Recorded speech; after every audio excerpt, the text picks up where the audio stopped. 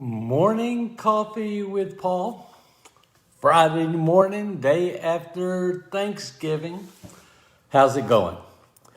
I'm really glad to be home and visiting with Kobe and Joe. So nice and really been good. So, hey, Michelle, how's it going? Got on a little bit early this morning, but hey, Lisa, Maddie, Brown. Hey, Miri, how's it going? So today I want to talk about 2.5 years ago when I got introduced to aphasia. So I call it aphasia. Nice to meet you. But when I got introduced to aphasia, I didn't know anything about aphasia at all. At all. I've never heard of it in my life. Many of you haven't heard of it either. And that's the problem. We have to do more about raising awareness about aphasia. When I was first diagnosed with aphasia, sitting in the hospital, and I said I couldn't talk. I could rationalize everything. I was listening. And I wanted to know, can you tell me more about aphasia, please? Can you tell me more? Hey, Jerry. Hey, Lynn. Hey, Leslie. So I was listening, and it just became obvious that they were glossing over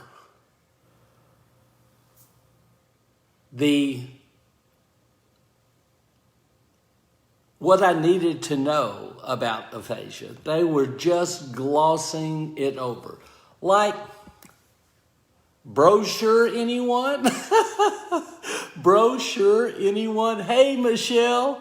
And I just didn't know enough about it. So my family was trying to get clarity and asking all the right questions, and it just didn't seem like they were getting enough. For me, I was laying in the bed trying to ascertain what was going on. You know, I needed to know. And I can tell you, my family needed to know.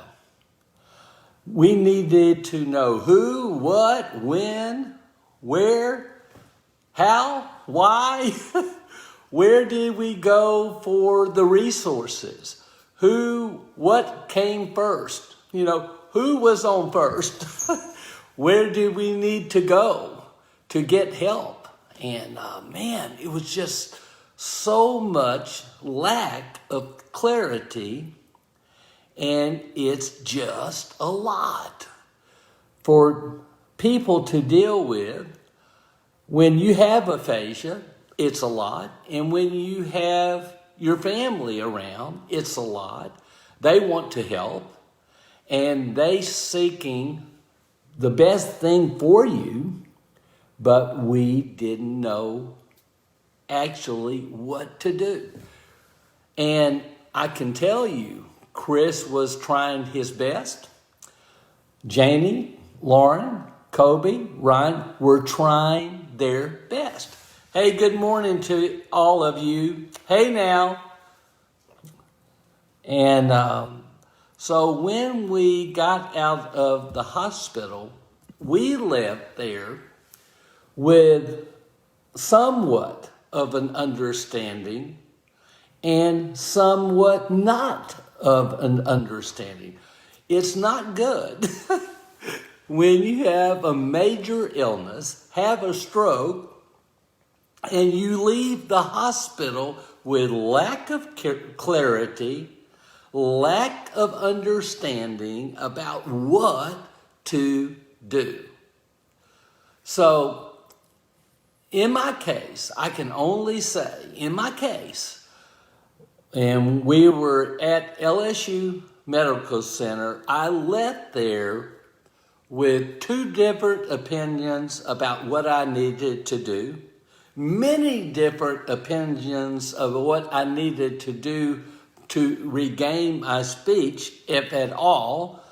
And I decided about 4 weeks after that I had to become my own speech advocate. And I had to fight for myself. Fight for myself. And hey, Stephen, and you know, one of the myths that was crazy was this thing about time. If you don't get on it in the first 6 months, you're never going to get any better. Or if all you can do, work for 6 months to a year, you're not going to get any better after that. That's so much a myth. So when I learned that I could learn every day, when I learned that about neuroplasticity, when I learned that the neurons in your brain are firing all the time, when I learned, I should have been told that from day one in the hospital. So I really am dedicated to raising awareness, but not just awareness, getting the information we need to every hospital. I believe Tom Broussard's book, The ABCs of Aphasia, should be provided to every hospital, and every stroke patient should leave with that book. It's so important. That book gives you the working knowledge of what you need to know, where you can go for help, what you can do to get better. It needs to be in the hospital, given to every single stroke patient. I believe that. Levy says hi. Really? Well, Levy was told the same. I was told the same. Many other people are told the same. And I'm telling you, we need to do something about it. You need to get on it and never stop. Get on it and stay on it. If you have aphasia, you need to practice. And if you don't, the myth is if you don't, and you've been a year, so you can't learn anything else. That's bull.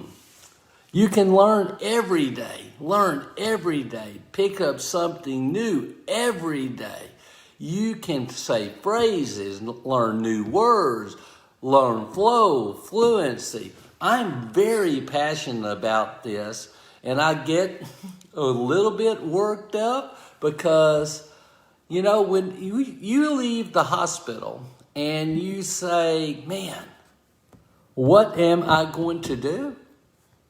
And you leave with that type of misunderstanding, lack of clarity, you have a reason to be upset. You have a reason to be worried. You have a reason to say, man, what about me? I have aphasia and I don't know what to do. I don't know where to go. I don't know what the next step is because, think about it, ding, ding, ding, you can't talk.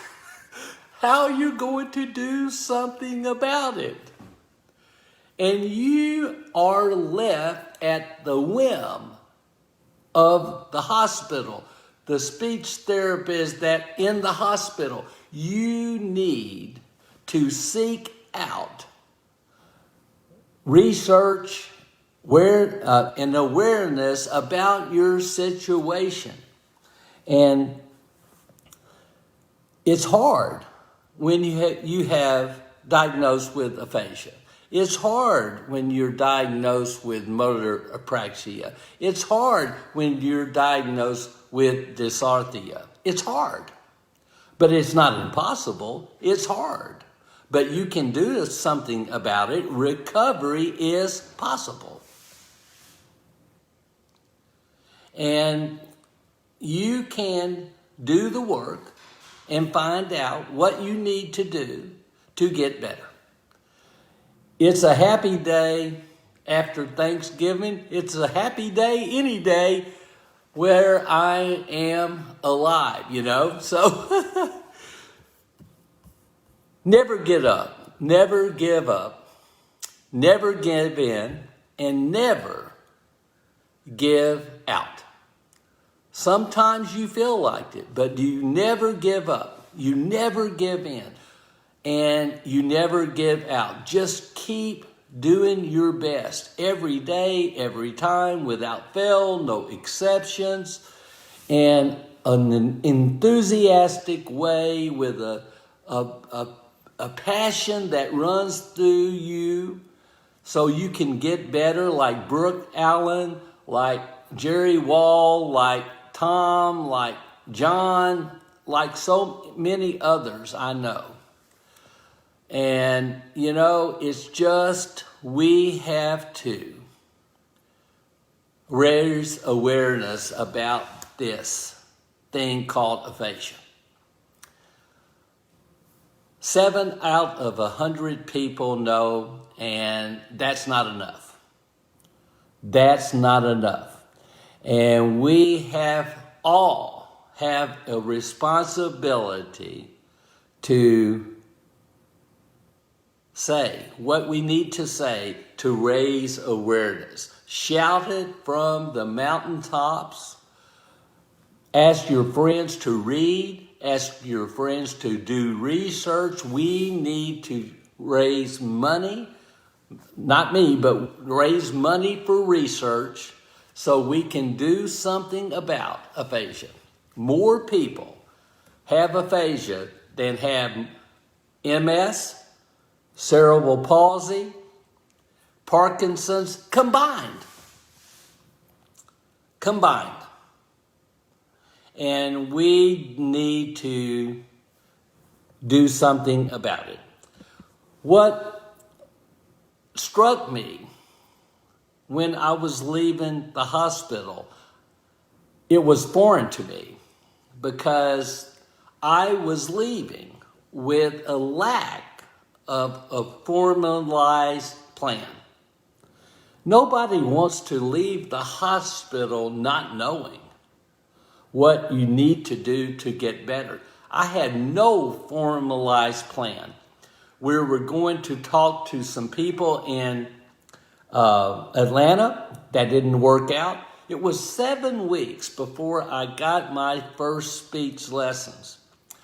It was a lot, but what I have proven, even though it was 7 weeks, that you can get better at any time you start. I don't care if it's 5 years, 10 years, 1 year, 2 months, 6 months. You can get better if you do the work. If you do the work. That's, So you need to create a plan, create routines, create habits that will allow you to get better. And we need to call on everybody that's involved in this industry to make sure that people leave the hospital with a formalized plan to get better. We need to make sure that we inform people that work on the stroke floor. I told you my story. I was on the stroke floor about 18 months ago, and the guy, a year ago, and the lady said, didn't know what aphasia was on the stroke floor. We just need to do better. So, hey, Kathy, so I hope you had a great Thanksgiving. No, I don't apologize for the rant because I mean it. We need to do something about it. We do. And you helped me so much. Your support, your encouragement, everybody needs that. We all need that. But we need to get on it, and a little bit hoarse, get on it and do something about it. So have a good day. Have a great day. I hope your Thanksgiving holiday was really special. I hope you're getting some leftovers. We cooked a lot, Kobe and I and Joe did. We had leftovers for days and days and days and more days. But it was so good and we love it. So we're going to have a good time today. And enjoy the rest of the holiday and be grateful. As I always tell you, you are someone special because you are. You were born to be great. And God doesn't sponsor any flops. You were designed for maximum accomplishment from birth. So go be great. And I believe in you, and I care for you, and I love you, and hope is on the way every day. We just have to promote hope. So people that lose hope become hopeful instead of hopeless. That's what my mission is with the Level 10 Hope Exchange. If you have any friends that you would like to refer to the Level 10 Hope Exchange, I would sure be glad to greet them and have them be a part of what we're doing. I believe today is Janice and John's first show today. I believe that, and I can't wait. Janice and John are launching their show from Newcastle, England. Be sure and tune in and watch it. I'm going to watch it. And everybody has a reason to promote awareness. Everybody has a reason to be thankful. Everybody has a reason to be grateful. And just make sure you carry yourself with an attitude of gratitude every day. Bye for now.